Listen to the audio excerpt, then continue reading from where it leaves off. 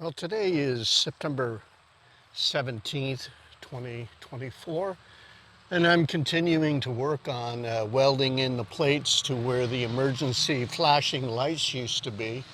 I've got 4 on this side, and I've started on the back side, and each one I learn a little bit. Very quickly on, I discovered that these openings had been cut with a plasma cutter, and you can see they're somewhat jagged here. Each one is different. So what I did is I made a router pattern that would take up the footprint. Let's see if I can hold this up here, so that I could route out the opening to a consistent size, meaning each one of these was the same size. And what I do is I use my hot melt glue gun here and 4 tabs of hot glue, and I stick it right here to the aluminum, and then I can run my router with a flush cut trim bit on it and cut out the aluminum.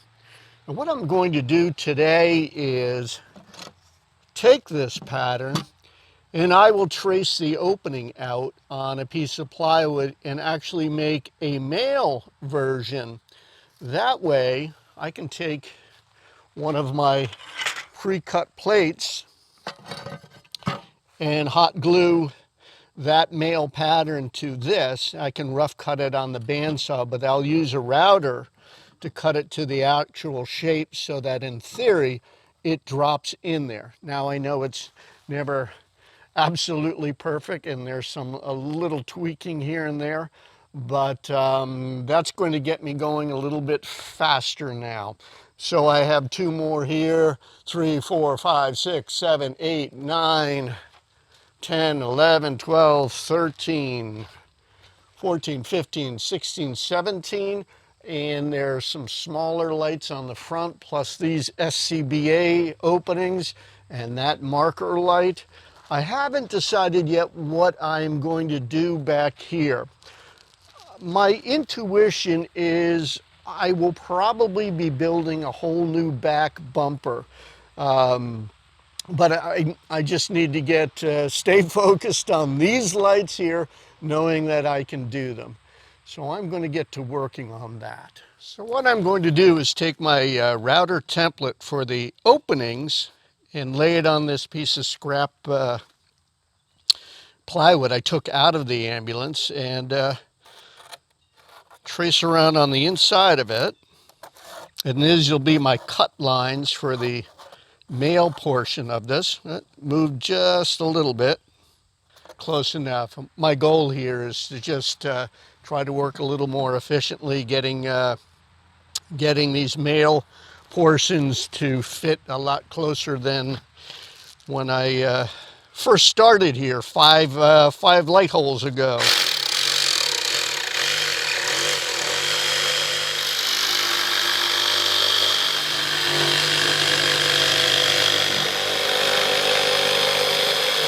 The bit's a little dull, or the blade is a little bit dull from cutting so much aluminum. So you know what? I think I will take this downstairs and use my Shopsmith. Every time I use this old Shopsmith, I get a chuckle out of it because it doesn't owe me anything. I don't know if you can read that, but it says October 13th, 1982 is when I bought this machine. And I tell you what, I have built a whole bunch of stuff with it. So I was looking around for my disc cleaning stick. I can't find it, so I'm just going to have to muddle through this. It's a lot more efficient than trying to sand back by hand. I should have brought the female router pattern down so that I could slip this into it, drop it into it, and see how it fits. There. I'm going to go outside and get that female router pattern. So what I did is I took the female router pattern and I laid it over my male blank, and made pencil markings that I could then take down with a disc sander. I didn't want to bore you with doing all of that, but that's good enough. I know when I'm routing aluminum, there's some chatter there, so I will have to come back by hand, but this gets me a lot closer than the other 5. What I will do is take my hot melt glue gun and put dabs of glue here on the masking tape and then stick this to the plate, and then I can rough cut it out on the bandsaw, then move down here to the router and route that exactly to this shape.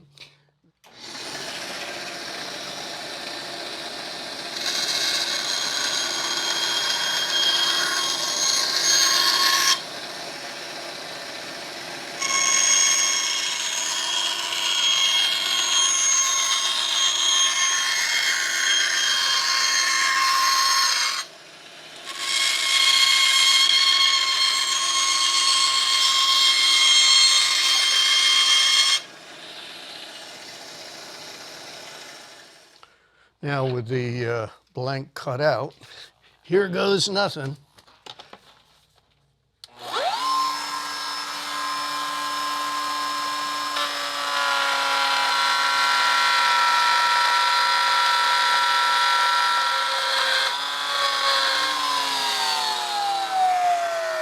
All right.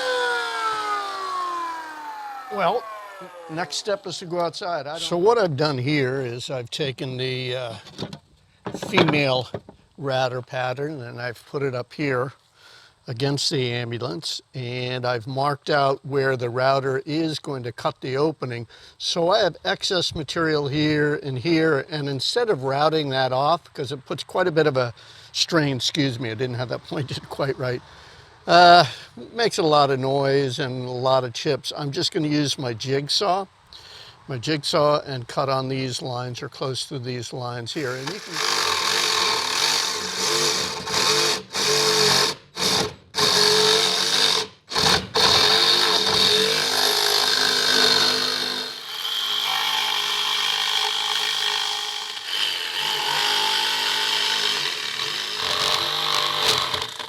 what I've done here is just like downstairs, I had masking tape on the corners, hot melt glue this in place.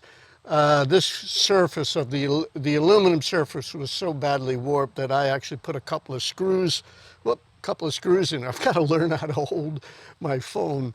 Couple of screws here, some 1024s that go right on through, and I can weld those back in. Just hold it flush, keep things from chattering. The other thing I'm dealing with here is it's on the surface, it's 100, well, it says 96 now, but it's reflecting quite a bit of heat. Heat's not good for the hot glue. It's okay for welding aluminum, but before I route that out, so what I'm going to do is clean off the edges here and start to prep this for welding into the back of the ambulance. And I'm just giving, some people use beeswax. I don't have any beeswax, so I'm using a little bit of paraffin, and that helps to keep the aluminum from clogging up the disc.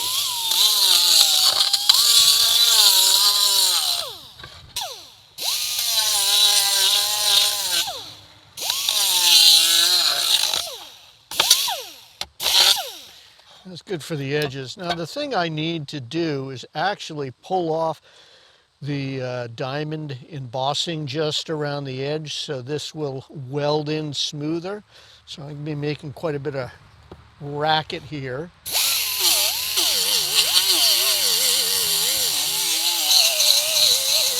The compressor just kicked on. So I'm just going to go around these edges, cleaning this up. And now that I've got the edges cleaned up a little bit and the backside ground down, I'm now going to prep the front. Got a DA here with some 60 grit sandpaper.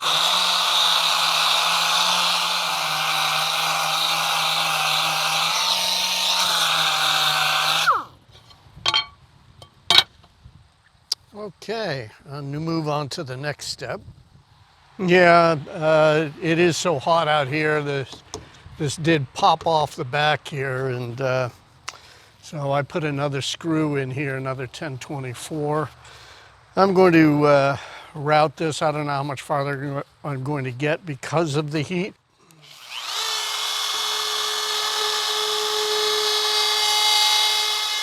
You can see how easy the carbide bit cuts through aluminum. All right, so I'm pressing the trigger right now, and I'm building a small bolt and tool. And there I have the rod tacked on. Okay, I've got this fitted in place, and as I mentioned before, you can see that there's some warpage here and here. So where the plate is flush with the ambulance, I'm going to tack them, and I'll probably call it good for the day because it is kind of miserable out here, and I've got a lot of stuff to put away. And of course, we got a breeze that just picked up.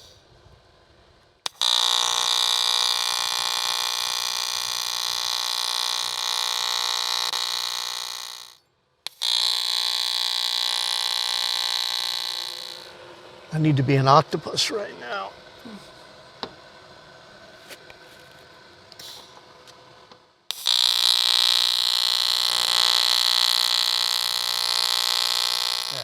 A breeze blew through.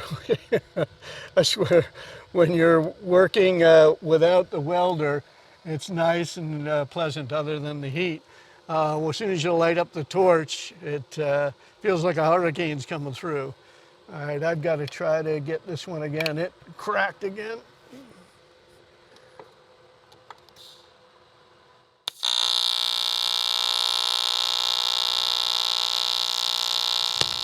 Okay, that's where a screw hole was.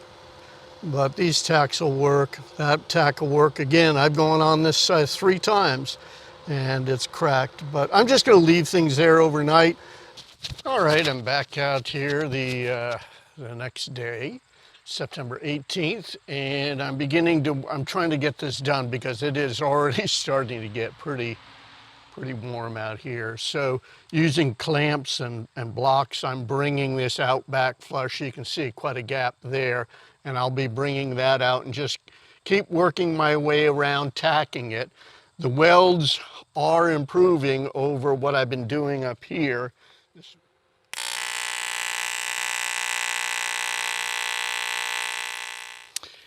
All right, I'm getting to the end of this.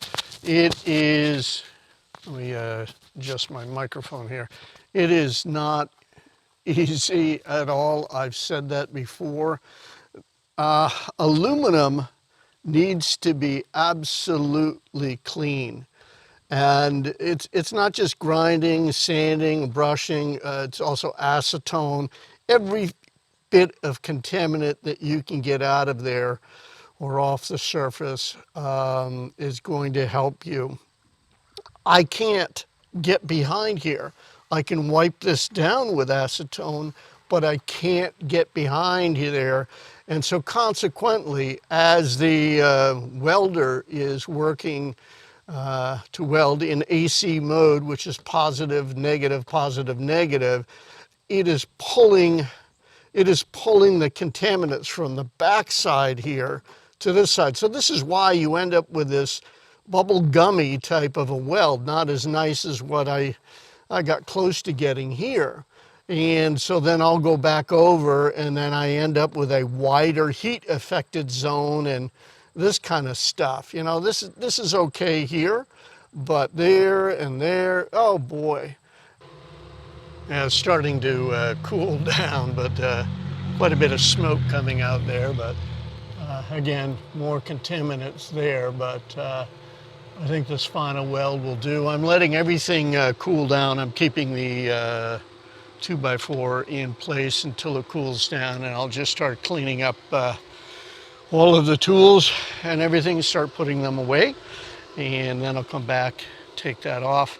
And I'll probably do a little grinding as well, just to see where I'm at. Again, this whole ambulance is going to be repainted, first faired in with a filled body filler, and then repainted.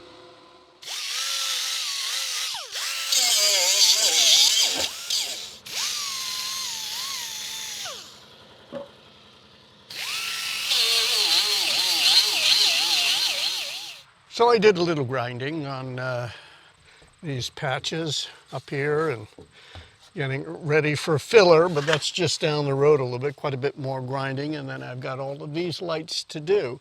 And as I move along, I'm learning things that that weren't in the picture when I began.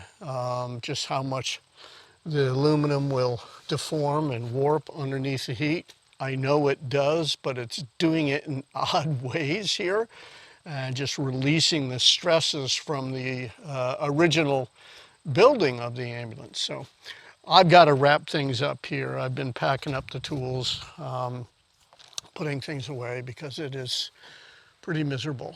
All right, that's going to be it for today, September 18th, 2024.